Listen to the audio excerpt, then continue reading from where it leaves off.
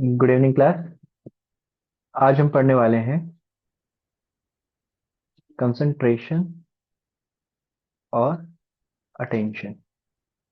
इन दोनों को हम साइकोलॉजिकल पैरामीटर्स में भी क्या करते हैं, इंक्लूड करते हैं, बट ऑल्दो ये सबसे पहले डिपेंड करते हैं आपके नर्वस सिस्टम पे, और नर्वस सिस्टम में भी आपके सेंसरी ऑर्गन्स पे। ठीक है ना। Either I talk about attention और कंसंट्रेशन, दोनों ही आपके नर्वस सिस्टम से सबसे पहले फिजियो साइको एक कॉम्बिनेशन में आते हैं। कि पहले फिजियोलॉजिकल हम क्या करते हैं, कोई भी चेंज को नोट करते हैं और फिर उसके ऊपर हम साइकोलॉजिकल कोई एक्शन लेते हैं।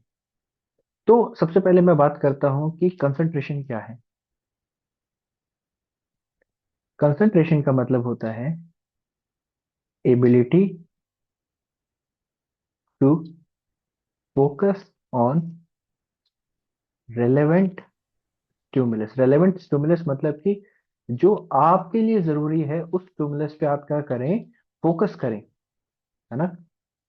और दैट मीन आप जो रेलेवेंट स्टिमुलस है उस पर आप फोकस कर रहे हैं, और while you ignore the distractions. ठीक है ना। मतलब आपका फोकस होना मतलब कि that mean you are concentrating on only one stimulus, और उसके आसपास जितने भी डिस्ट्रैक्शंस हैं आप उसको क्या कर रहे हो, इग्नोर कर रहे हो। और कंसंट्रेशन को बताया गया है कि ये एक एग्जीक्यूटिव साइकोलॉजिकल स्किल है, खास साइकोलॉजिकल स्किल है, because it is depending somehow with your perception और स्टिमुलस रिसेप्शन। ठीक है। इसी के अंदर एक चीज हम पढ़ते हैं, वो होता है आपका क्यू। क्यू का मतलब होता है anything that reminds that you need to focus. ठीक है। क्यू का मतलब क्या है, जैसे कि हम एक मैच खेल रहे हैं और मैच खेलते खेलते I am playing very well, मैं बहुत कंसंट्रेट करके खेल रहा हूँ, बट फिर भी मैं कुछ ना कुछ गलतियां कर रहा हूँ। तो मेरा कोच मुझे क्या करता है, कोई क्यू, क्यू का मतलब क्या हो सकता है, कोई पेप टॉक हो सकती है, या फिर कोई मेरे को क्यू क्यू कार्ड दिखा सकता है कि देखो ये वाले पे फोकस करो, या फिर कोई cue can be act as an message, है ना। कई बार हम कहते हैं ना कि आपने अगर बॉलीवुड इंटरव्यूज सुने हो, तो जब वो सीन करते हैं तो वो क्यूज पे डिपेंड करते हैं। क्यूज का मतलब क्या है, कि कोई ऐसी चीज जो उनके कंसंट्रेशन को क्या करे, बढ़ाने में हेल्प करे, या फिर बोले कि आप दोबारा से अपने फोकस को मेंटेन कीजिए। ठीक है। अब यहीं पे एक वर्ड निकल के आता है, अटेंशन। अटेंशन का मतलब क्या हो गया, ability to focus on specific stimulus. ठीक है। जब हम हमारी एबिलिटी, जब हम एक स्पेसिफिक स्टिमुलस पे लंबे समय तक, प्रोलॉन्ग टाइम तक क्या कर सकें, फोकस कर सकें। अगर एग्जाम में पूछा जाता है कि कितने टाइप की अटेंशन होती है आपकी, तो आपकी हो सकती है सेलेक्टिव अटेंशन। सेलेक्टिव अटेंशन का मतलब क्या होता है, कि आपके सामने बहुत सारी चीजें चल रही हैं और आप एक ही चीज पे फोकस करना चाहते हो। जैसे कि आप मैच देखने गए, तो आप मैच देखोगे तो आपके अगल बगल की जो ऑडियंस होगी वो भी बहुत सारा क्या करेगी, हो हल्ला करेगी। मैच में अलग अलग चीजें हो रही होंगी, बट आप फोकस करेंगे कि बैट्समैन बॉल को कैसे खेल रहा है। That mean among all the stimuluses आप एक चीज पे फोकस कर रहे होंगे, एक फील्डर पे फोकस कर रहे होंगे, या फिर एक बैट्समैन पे फोकस कर रहे होंगे, या फिर अंपायर के डिसीजन पे फोकस कर रहे हैं। That mean you are having a selective attention toward the required stimulus. ठीक है ना, जो आपको जरूरी है उसके लिए। एक होती है सस्टेन्ड अटेंशन। क्या है सस्टेन्ड अटेंशन, ये कैसी होती है, दैट मीन कोई पियानो प्लेयर है, वो पियानो बजा रहा है बजा रहा है बजा रहा है, दैट मीन आप कंटिन्यूअस, या फिर कोई एक सिंगर है वो गाना गा रहा है, आप उसके गाने के साथ चलते जा रहे हो, दैट मीन आप उस पर फोकस कर रहे हो। वो पूरा प्रोसेस जो कर रहा है, जैसे कि सर्कस के अंदर जोकर क्या करता है, एक्ट करता है, आप उस पूरे एक्ट के साथ क्या करते हो, बने रहते हो, आप एक सिंक्रोनाइज वे में उसकी सारी एक्टिविटीज को क्या कर रहे होते हैं, नोट कर रहे होते हो। ठीक है। सस्टेन्ड अटेंशन मतलब कि लंबे समय तक आप एक ही क्यू पे फोकस करने वाले हैं। ठीक है ना। सेलेक्टिव अटेंशन का आगे का पार्ट, फिर आता है आपका डिवाइडेड अटेंशन। डिवाइडेड अटेंशन का मतलब ये होता है कि मैं एक मूवी देख रहा हूँ, एक मूवी के अंदर बहुत सारे सीन्स आते हैं। उन सीन्स में मैं क्या करता हूँ, उन सीन में बैकग्राउंड में क्या चल रहा होता है, या फिर कोई हिडन लिंक होता है, या फिर कोई ऐसी चीज जहाँ पे मैं क्या करता हूँ, एक बार इस चीज पे फोकस किया, एक बार इस चीज पे फोकस किया। एक टेनिस के मैच में मैं कई बार क्या करता हूँ, एक तरफ के प्लेयर की सर्विस रिसीव और शॉट को देखने लग जाता हूँ, फिर दूसरी तरफ के देखने लग जाता हूँ। तो my attention is having some divergence at different particular times. चौथी होती है आपकी अल्टरनेटिंग अटेंशन। मतलब काम करते करते फोन आ गया, फोन भी उठा लिया।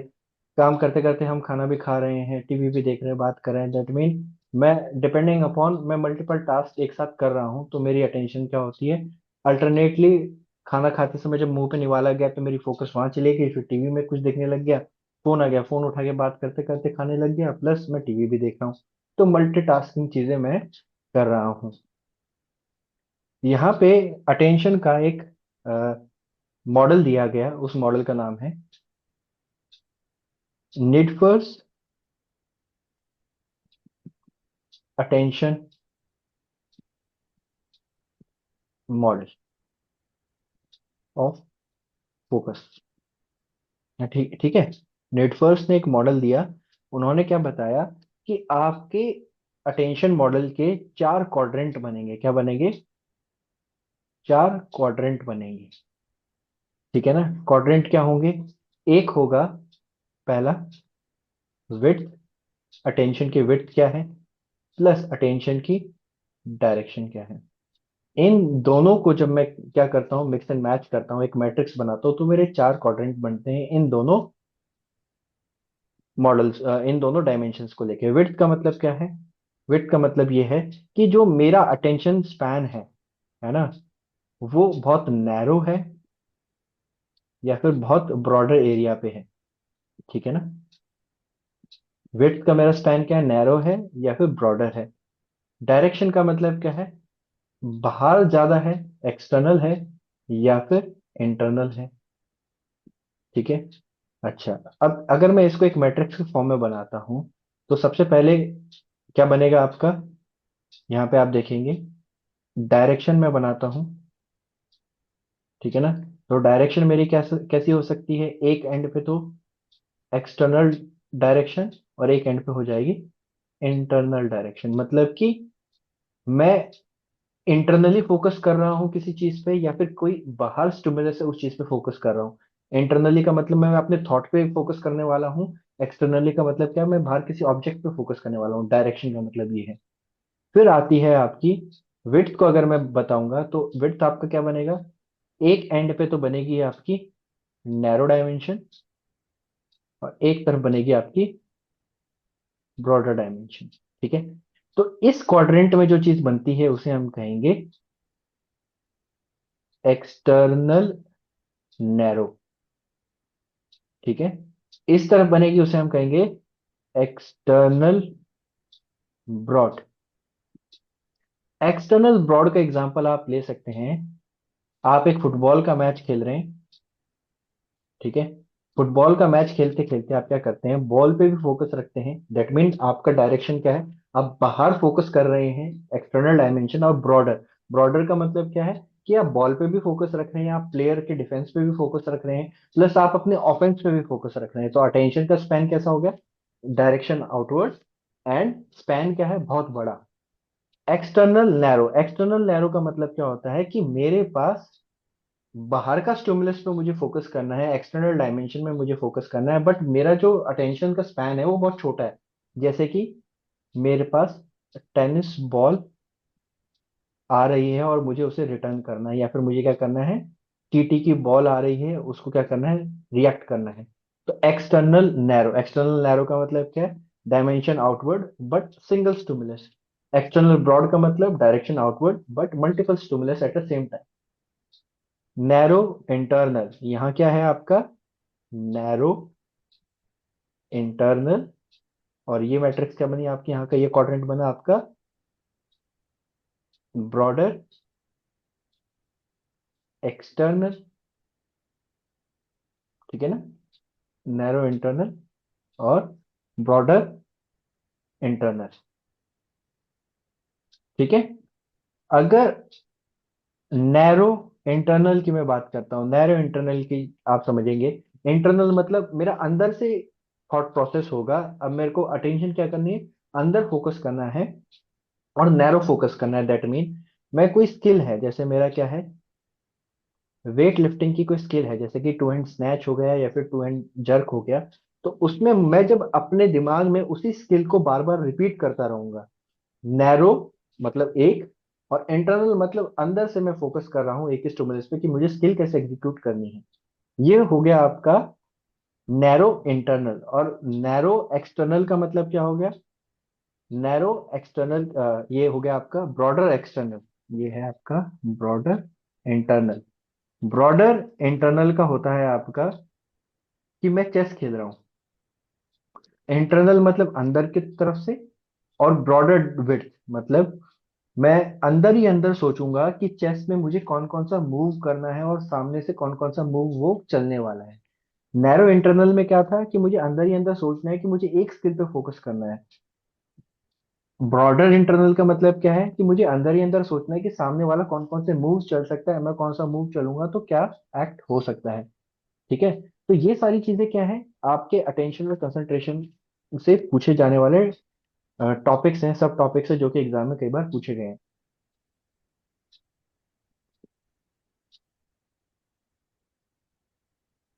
अब हम बात करने वाले हैं मेमोरी और थिंकिंग के बारे में। ठीक है। मेमोरी और थिंकिंग दोनों ही एक साथ काम कर रहे हैं, that mean they works together. किस चीज में साथ काम करते हैं, मेमोरी और थिंकिंग दोनों हेल्प करते हैं हमें प्रॉब्लम सॉल्विंग में और डिसीजन मेकिंग में। ठीक है। डिसीजन मेकिंग में तो मेमोरी और आपका थिंकिंग दोनों साथ में काम करते हैं और हेल्प करते हैं प्रॉब्लम सॉल्विंग में और डिसीजन मेकिंग में। मेमोरी का मतलब होता है if you are able to recall something, आप किसी चीज को याद कर पा रहे हैं या रिटेन कर पा रहे हैं, समझ पा रहे हैं, दिमाग में स्टोर कर पा रहे हैं, वो तो होगी आपकी मेमोरी। ठीक है ना। मेमोरी को आप समझ सकते हैं कि ये क्या है, मेमोरी होती है आपकी एक तरह की फिल्टर्ड अटेंशन। मेमोरी क्या है, एक आप तरह की फिल्टर्ड अटेंशन है। ठीक है। और थिंकिंग क्या है, थिंकिंग का मतलब होता है मेंटल मैनिपुलेशन ऑफ इंफॉर्मेशन। ठीक है। फिल्टर्ड अटेंशन का मतलब क्या है कि जब मैं किसी एक चीज पे बहुत ज्यादा फोकस करता हूँ और उस पे भी इतना फिल्टर लगा लूं कि मैं उस अटेंशन को रिटेन करने लग जाऊं, याद रखने लग जाऊं। ठीक है। तो रिटेन करने के बाद क्या होता है, मैं उस चीज को रिकॉल करता हूँ, मतलब एक कॉन्शियस माइंड से मैं उस चीज को क्या करता हूँ, अटेंटिवली क्या करता हूँ, याद रखने की कोशिश करता हूँ कि हाँ ये पार्ट मुझे याद रखना है। फिर मैं मेरे को क्या करना है, उसको रिकॉल करना है। आपने नंबर याद कर सकते हो, कुछ भी चीजें आप क्या करते हो सब्जेक्ट मैटर की याद करते हो, ये सब चीजें। अच्छा। अगर मैं मेमोरी का क्लासिफिकेशन करता हूँ तो मेमोरी का क्लासिफिकेशन होता है आपका दो तरीके की मेमोरी, एक होती है टेम्परेरी और एक होती है आपकी परमानेंट। ठीक है। जो आपकी टेम्परेरी मेमोरी होती है इसके अंदर मैं दो तरीके की मेमोरी और देख सकता हूँ। एक होती है आपकी टेम्परेरी, टेम्परेरी में क्या होती है आपकी सेंसरी मेमोरी और शॉर्ट टर्म मेमोरी। ठीक है। देखो, जो आपकी सेंसरी मेमोरी होती है आप इसको ऐसे समझ सकते हैं कि ये होती है आपकी वर्किंग मेमोरी।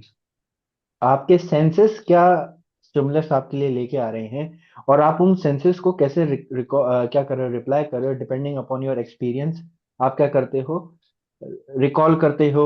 और ये मतलब मान के चलते हैं कि आपके एक्सपीरियंस पे, आपके एंटिसिपेशन पे, आपके परसेप्शन पे डिपेंड करती है। ठीक है ना। तो ये कैसी मेमोरी होती है, ये आपकी वर्किंग मेमोरी होती है और ये ज्यादा समय तक की नहीं होती है। आप इसको ज्यादा से ज्यादा 7 से 8 सेकंड तक इसको रिकॉल कर सकते हैं। जैसे आपने मूवी देखने गए तो आपने सीट नंबर देखा और आप मूवी देखने लगे, तो थ्रू आउट द मूवी आपको याद ही नहीं आएगा कि आपकी सीट नंबर क्या थी। तो ये होती है आपकी sensory memory. Sensory memory brain में स्टोर होती है आपके प्री फ्रंटल कॉर्टेक्स में। ठीक है। जो आपकी शॉर्ट टर्म मेमोरी होती है, ये थोड़ी सी लंबी होती है, ठीक है ना। और ये मेमोरी होती है आपकी रीजनिंग और डिसीजन मेकिंग के लिए, ठीक है। रीजनिंग और डिसीजन मेकिंग के लिए जब हम इस्तेमाल करते हैं शॉर्ट टर्म मेमोरी का, मतलब अगर आप किसी चीज को थोड़े समय के लिए देखते हो और फिर आप कोशिश करते हो दोबारा रिकॉल करने के लिए 30 सेकंड में या फिर 25 सेकंड में, तो आप अपने शॉर्ट टर्म मेमोरी पे फोकस कर रहे होते हो, ठीक है ना। तो बेसिकली क्या होता है कि सेंसरी मेमोरी और शॉर्ट टर्म मेमोरी आपके प्री फ्रंटल कॉर्टेक्स में ही इंफॉर्मेशन स्टोर होने वाली होती है, ठीक है। जब अच्छा, मेमोरी में भी बेसिकली हम दो तरीके की मेमोरी इनके लिए भी ऐसे देख सकते हैं कि एक तरीके की मेमोरी होती है जिसके अंदर हम क्या करते हैं, विजुअली किसी चीज को देख के याद करते हैं या फिर किसी चीज को सुन के याद रखते हैं।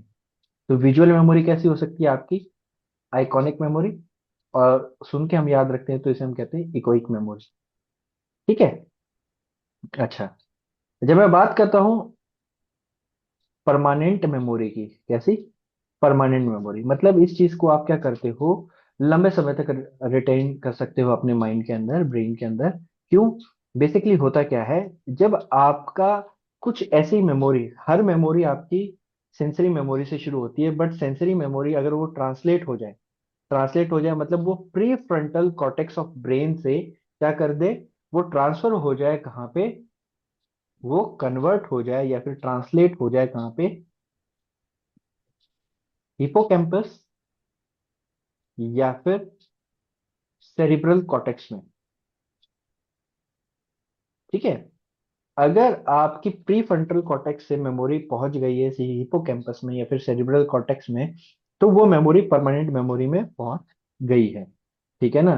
तो बेसिकली अगर short term to long term कोई मेमोरी कन्वर्ट हो रही है, दैट मीन वो हिपोकैम्पस में आ चुकी है, ठीक है ना। अच्छा, इसके अंदर भी बेसिकली कन्वर्ट हिपोकैम्पस ने कर दिया, बट अलग तरीके की मेमोरी अलग जगह स्टोर होती है। अगर मैं कहूं आपको कि आपकी इमोशनल मेमोरी, किसी इवेंट से रिलेटेड कोई मेमोरी है, इमोशन भरी मेमोरी है, तो वो कहाँ स्टोर होएगी, वो स्टोर होएगी आपके एमिग्डला में, ठीक है। ये क्या करती है, इमोशनल मेमोरी स्टोर करती है एमिग्डला में। और अगर आपकी किसी प्रोसेस से रिलेटेड, मतलब साइकिल कैसे चलानी है, बाइक कैसे चलानी है ना, चाय कैसे बनानी है, एक प्रोसीजरल मेमोरी है, ये कहाँ स्टोर होती है ब्रेन में, ये स्टोर होती है सेरिबेलम में, ठीक है। अगर मैं परमानेंट मेमोरी की यहाँ पे बात करा था, तो परमानेंट मेमोरी को आप दो तरीके से देख सकते हो, एक होती है आपकी डिक्लेरेटिव या फिर एक्सप्लिसिट या फिर नॉन डिक्लेरेटिव और इम्प्लिसिट। डिक्लेरेटिव मेमोरी का मतलब क्या होता है कि आपको यहाँ पे क्या करना पड़ेगा, थोड़ा सा एफर्ट लगाना पड़ेगा किसी चीज को रिकॉल करने के लिए। नॉन डिक्लेरेटिव के अंदर आपको कोई एफर्ट नहीं लगाना पड़ेगा, आपके सेंसेस में वो मेमोरी स्टोर हो जाती है।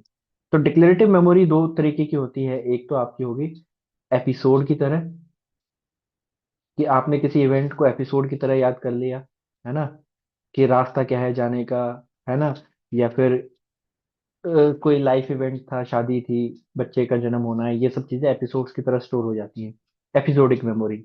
एक होती है आपकी सिमेंटिक मेमोरी।